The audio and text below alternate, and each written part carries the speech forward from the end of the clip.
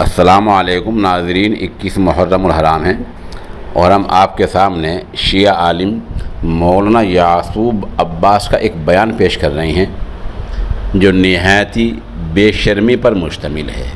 بے شرمی اس لیے کہہ رہے ہیں کہ مولانا یعقوب عباس نے حضرت مولانا سید ارشد مدنی دامت برکاتہم پر کیچڑ اچھالا ہے اور دلیل کوئی پیش نہیں کی ہے۔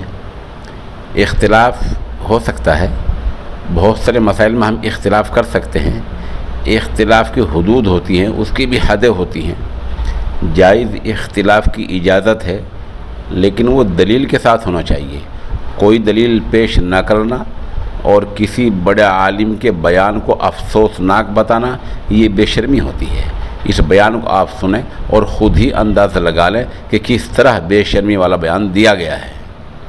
مولانا مدنی کا بیان بہت ہی افسوسناک بیان ہے اور یہ بیان ہم کو طالبانی سوچ میں لے کے جا رہا ہے۔ آج ایجوکیشن کی بات ہو رہی ہے، آج شکشا کی بات ہو رہی ہے، آج لڑکے اور لڑکی کے تعلیم کی بات ہو رہی ہے۔ حضور سرور کائنات نے خود کہا ہے کہ انا مدینۃ العلم و علی بابھا، میں علم کا شہر ہوں اور علی اس کا دروازہ ہے۔